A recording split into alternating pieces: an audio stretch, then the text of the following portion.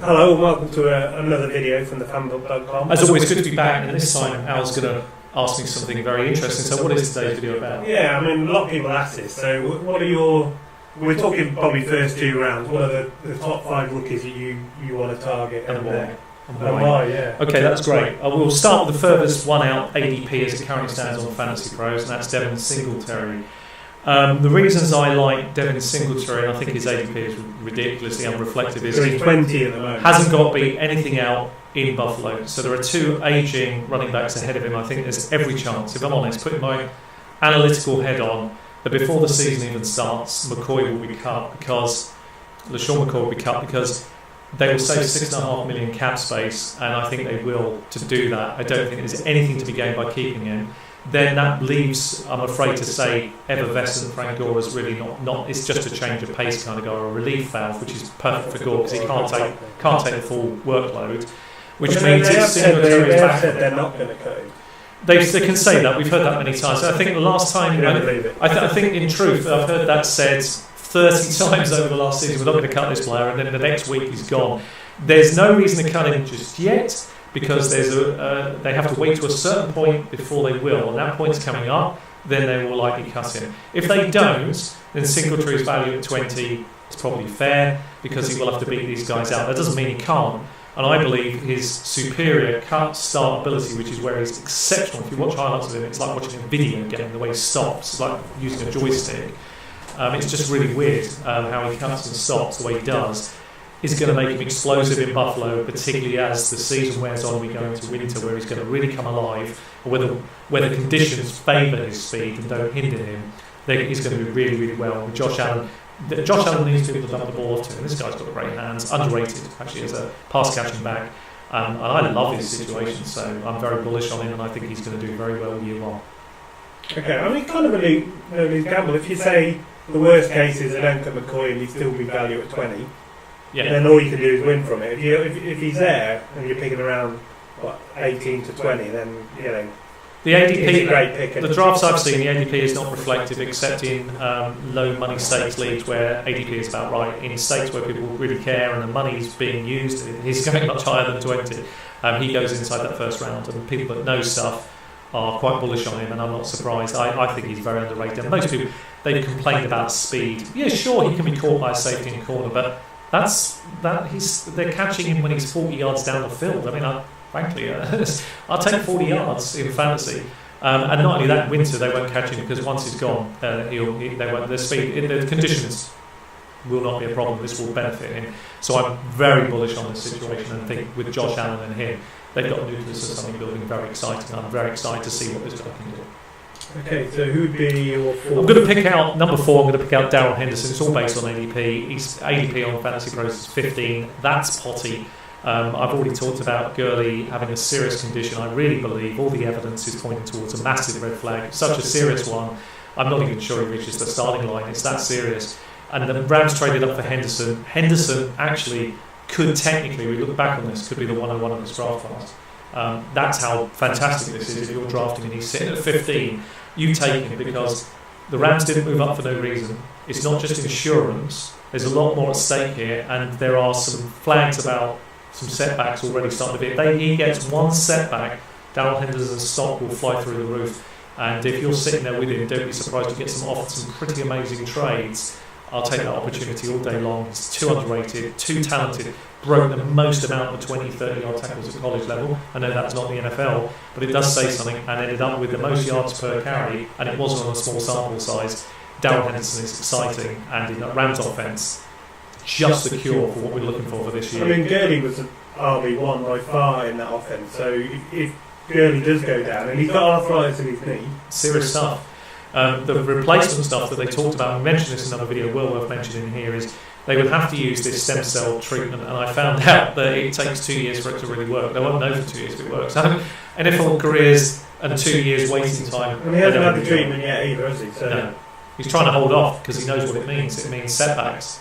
You take that stem cell treatment, your knee's going to swell, there's going to be issues, there could be setbacks along the way, there's no guarantees, you have to lay off the leg, you have to physically rest. This is a nightmare. It's an absolute nightmare. I'm avoiding it. It's not a slight on Gurley's talent, is it? Amazing player, rated him massively, love the Rams, love Gurley, love what he's done. I'm afraid it's business. This is fantasy. It's you want an edge. This guy offers you the best edge in fantasy football. 15. 15. It's the best fantasy edge you're going to find, and with the greatest upside. Anybody who says this draft class is weak, think about this guy in a year. You might be looking back and saying, "I wish I'd taken him." And you might not, but I seriously suspect you'll be going, "God, that was a good bit of advice. I'm glad I got some shares in him." Okay, number 3. Number 3 on my list is Paris Campbell. It's mostly about, I like the player. I really rated him before he came into the NFL. He was my sleeper wide receiver. I previously said that. Paris Campbell's situation with Andrew Luck is amazing. He's going to work opposite T.Y. Hill. He's got everything you're looking for. Got a great fantasy prospect. He's got a great IQ as a football player. He's already making a great rapport with both T.Y. Hill and Andrew Luck by all accounts, which I really like. The extra workload this guy's putting in to learn the offense is what you want to see from a rookie. He's level-headed. He comes from a difficult background. He's not got any red flags hanging over him. There's no issues with his behaviour. He's a fantastic model student. Perfect situation. Great team to fall to. Love that fit. He runs a 4.3140. Going to be a great fit. Going to be a very interesting player moving forward, and I really like the fit. And every chance Luck gets in the ball. ADP at 7 is very fair. I do take him at 7 all day long, and if I can get him like a little lower because my pick happens to be there, then I'll take him and I have. So another great fit for me. Okay, your third on yours? Third on my list, well actually we've done Devin Singletary, Darrell Henderson, Paris Campbell. Fourth on the list now is going to be David Montgomery sitting at 4 on the ADP on Fantasy Pros. I just think that's wrong. Josh Jacobs is rated ahead of him. I think that's wrong. Sorry, I really do. I think David Montgomery has a fantastic situation here, and I do believe people have missed the point that the guy's a 3 down back. People have said he's only a 2. He only does 2. No. They wanted to get a running back who can do all 3 phases of the game to not make themselves one-dimensional, because as soon as they bring Tarek Cohen in, everybody knows what they're looking to do. So this opens up opportunities, both for, as Al rightly said before, for Tarek Cohen and particularly for David Montgomery. They can use 2-back sets. They can work in RPOs. This guy will fly. He is an arm tackling nightmare. Put one arm on him, not good enough. This guy can make yards after contact like you've not seen. He's a great tackling machine, and in that offense, that line, with that situation, I love it. Especially if Jordan Howard's gone. I've taken shares of him at 2 every time. And if he fell to 4, and he did in one league, I jumped on it. I was delighted, frankly, that he fell. You've got to see Mike Davis off really. Yeah, he has got. There's always a threat to every rookie not doing anything, but I'd like to think we look back on this list and we see 3 or 4 of these guys hit, and I'll be delighted with that. So I'm quite confident he will do well. Excellent. Okay. And number 1 on the list, and I'm gonna have to say it here because it's the right video for it. Really is. N'Keal Harry will be in my bold prediction list. I'm very bullish on him. I'm very high on him indeed for year 1 and year 2. This is the next Terrell Owens. This is the guy who can dominate fantasy football. This is the guy in 2 years you're going to look back and say, this guy's a killing machine. I don't know why I didn't draft him as high as number 1. I know he's splitting hairs because he's going 1 or 2 generally, but I've seen a few drafts where he's dropped down to 4, 5 or 6. That's actually really great value. He is going to frighten the NFL. There aren't many players that do this who dominate from their position, but he fell perfectly. He fell to New England. They happen to have one of the best coaches in the league. They happen to have one of the best IQ quarterbacks you'll ever see. He may certain things about his game maybe have gone, but one thing he still does really well, he knows how to deliver the ball all over the field. He can dissect you to death, and this guy gives them another avenue of destruction which they haven't had for a long time since Randy Moss.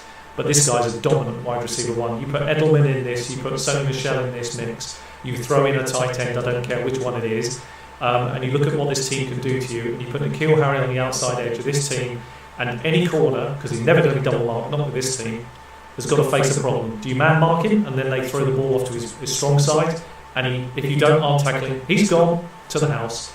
And if you do give him 5 yards, he gets 8 yards every time. They're going to move up and down the field, killing you to death. And I believe this guy's going to be a big part of that. And be prepared that this guy is a red zone disaster waiting to happen for anybody, because he can high point the ball with the best of them, and you don't need the best arm strength to get it to him either. So be prepared for N'Keal Harry to show something that we haven't seen for a while. This is dominant almost from the beginning. I wouldn't be surprised if he does something in year 1, and excitingly for year 1. We've been bullish before and got it wrong on wide receivers, certainly, but this guy's going to be right up there in the bold prediction list because he is that good.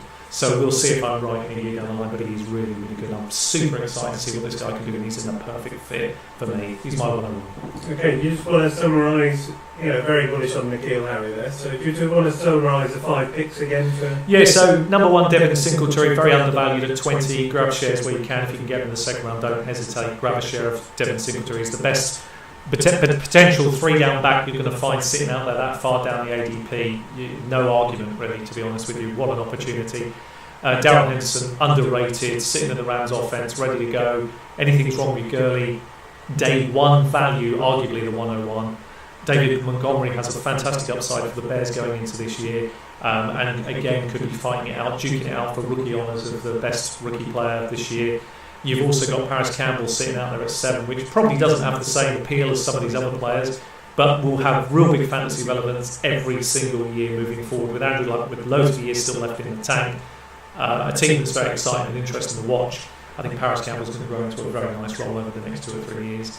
And then, of course, you've got Nikhil Harry at the top of the board, which is arguably one of the most exciting players. I put him down to a Randy Moss kind of figure. He will do something very, very strong year 1 that will make people very frightened about what New England have got in front of them, and I'm afraid to say, how are they not going to repeat? I mean, that's how good they are. And with this guy in the mix, it just looks fantastic for them. I'm already depressed about it, but it is that good a fit, and this guy, they will get the best out of him, and he's going to be very interesting to watch.